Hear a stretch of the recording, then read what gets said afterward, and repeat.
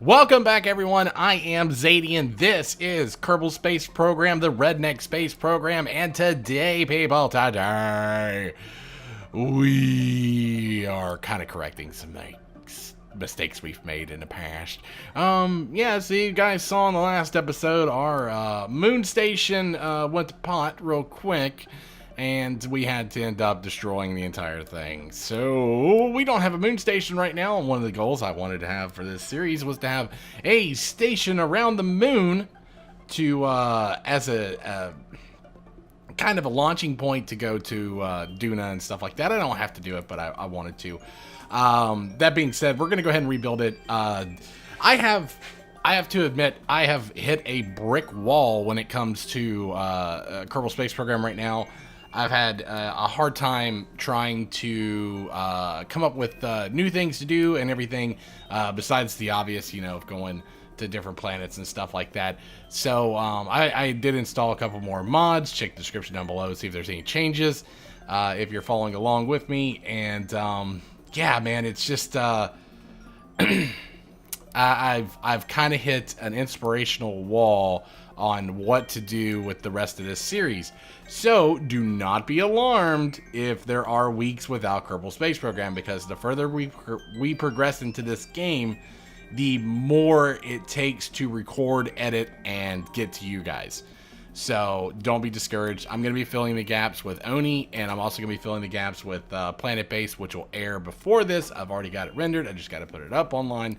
I didn't have a video last week, and that's simply because life loves to get in the way of me doing things that I really want to do. And with a baby on the way and trying to get things organized around the house, I've been doing a lot of work in the shed, trying to clear out some space so we can empty a room and put the bedroom suite that we have in there into the shed and storage, and then that way we can turn that into a nursery.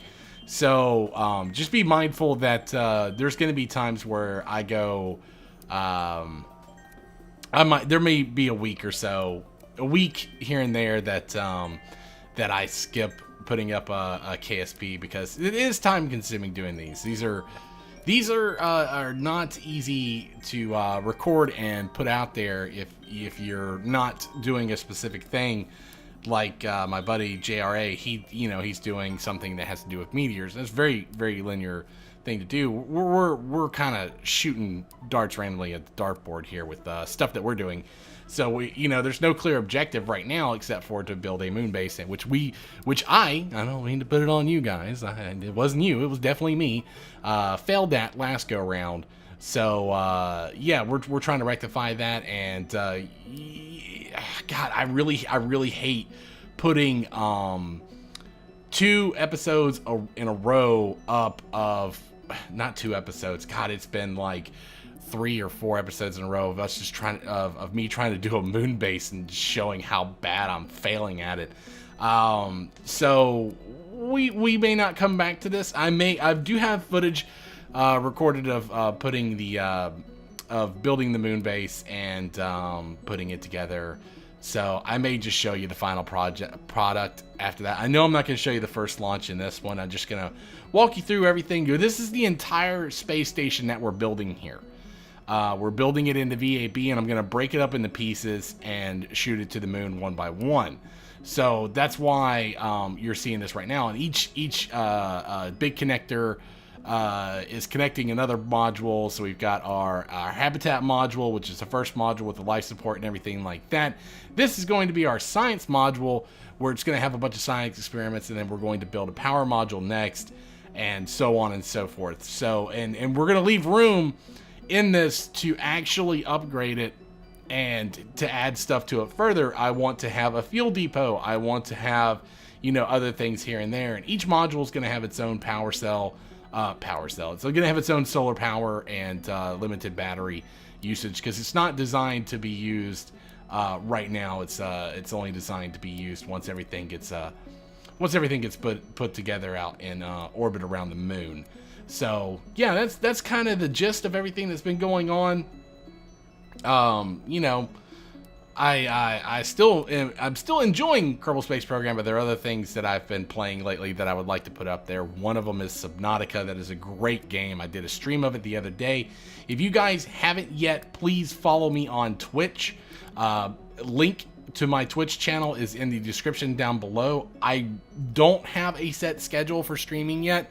It's something that I've never really been too interested in.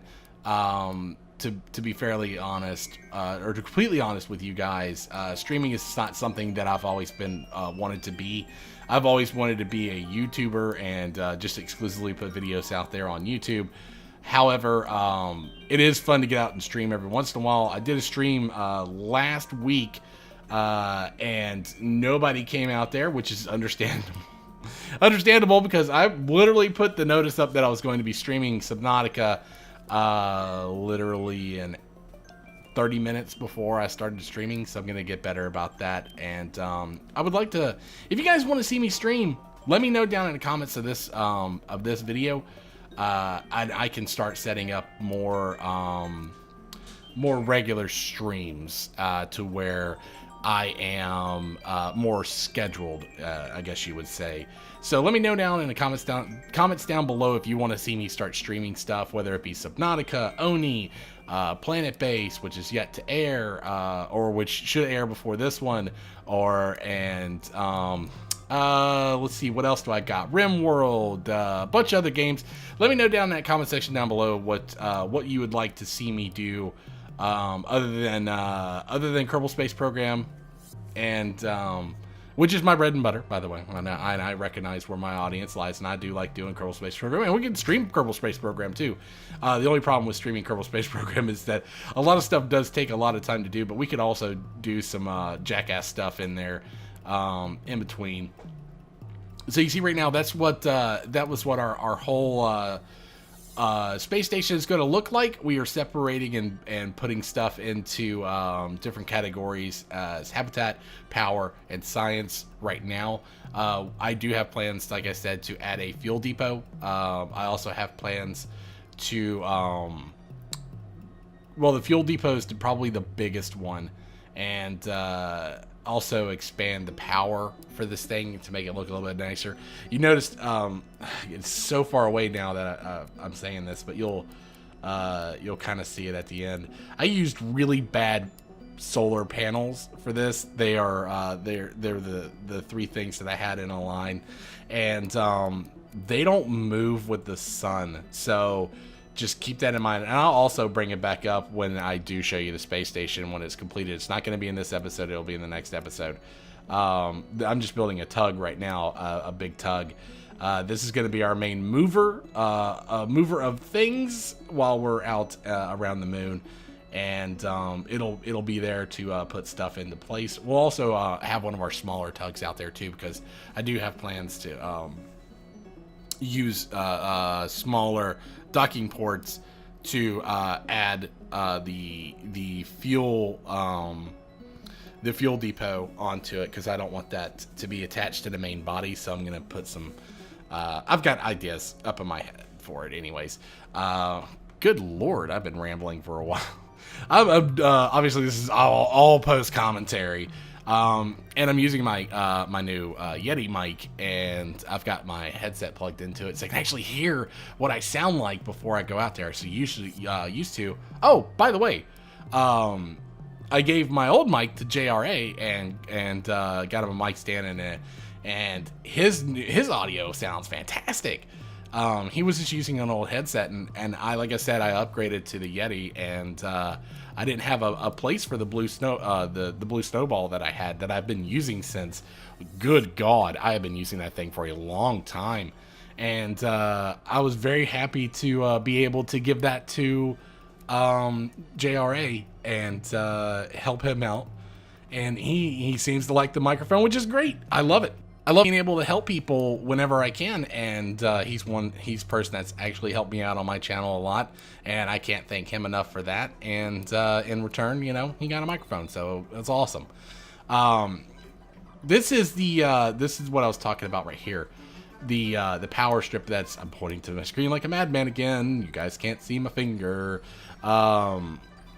There is God damn it, using my finger. They're on the struts, the triangular struts. You see those white strips right there? Those are the solar cells that I was talking about, and they are hot garbage. They don't move with the sun at all, and so I do not recommend anyone using those. Honestly, I can't think of an application for them because they don't rotate or move with the sun at all. So they are it's bad design, I guess you would say, on the developer's part. They should rotate to where they can face towards the sun. I don't know what you would use those for, honestly. Stationary solar panels is not really a good thing. You need the versatility and stuff like that. So I don't recommend using those. But everything else in the power plant looks really cool. And of course, we've got our tug up on top. This is going to be the first piece we put out there, is the solar panels and the batteries. That way, when we do bring out the rest of the rest of the station, we will already have power established. Even though those solar panels aren't great, the other solar panels on the tug and on the other modules should be more than sufficient enough to make sure that we never lose power. I did overkill the batteries on this, so power shouldn't be a problem, even when we're sending science experiments and stuff like that home. Also, I've been having this weird glitch with the I'm about to completely not redesign, but redo the rocket portion of this. This is old design that I've had for a while now, that obviously we put our if you remember, this is the same platform we used to put the first Kerbals on the moon and the moon lander and everything, and it is an awesome solid build of mine. I cannot say enough nice things about this lifter, but yeah, I don't know if it's because I haven't updated or because I changed some mods or something like that, but the struts and stuff got all freaking mixed up, and yeah, it's just having to replace everything completely, and just showing you that overhaul. Sometimes this is what happens in Kerbal. Sometimes you do stuff and you make one change or add a mod or something like that, and it can escalate and end up kind of screwing everything else up. So yeah, just a word to the wise out there. Always give your rockets a good once over, especially if you've made some updates or something here in the last couple of days, like I have. And we're adding different types of Separatrons on there. We're gonna add different types of Separatrons on there, and we're also redoing the fuel lines as well, because that was another thing that has been messing up too, is the fuel lines, which I don't know how they messed up, but one of the tests that I did, it was something I did off screen. It was one of the missions I was doing. I was using this, but with just the two, it actually drained the fuel from all three things. So the two, pointing to my screen again like a jackass, the two things, the two boosters on the side never separated, because they were empty at the same time as the center load. So it was very strange. I couldn't for the life of me figure out why. So we were putting these new Separatrons on there. They're going to burn straight out. That way, we're making sure that we're getting a good separation there. One of the concerns I had is that is rockets pointing towards basically the center rocket. They do burn with fire.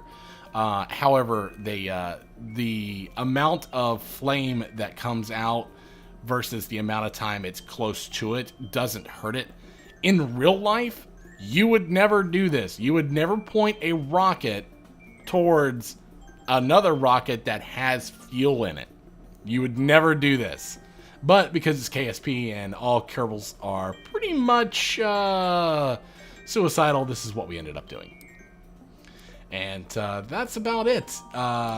We've got our fairings on, we've got our struts on, and what we'll end up doing is shooting this bad boy to the moon and putting this again as the first stage out there, and that'll be that for that. That'll be that for that. Hi, I'm Zadian. I'm here to teach you how to speak English. That'll be that for that. That is the dumbest thing I think I've ever said. No, it's definitely not the dumbest thing I've ever said. Also using some of these new what you calls them? They're not Separatrons. They're the things that hold the thing on the launch pad. Using some new of those. Those are nice. So anyway, here's our final product, and as you can see, those are the solar panels that don't rotate towards the sun. Like I said, very aggravating. I thought they would have some sort of angular movement. They do not. So they're pieces of crap. Anyways, guys, that's taking us to the end of this episode. Thank you for watching. As always, you know I appreciate a like, a subscription, and a thumbs up if you enjoyed the video. Thumbs down if you don't. Thanks again for watching, guys. We'll see you next time for more Redneck Space Program.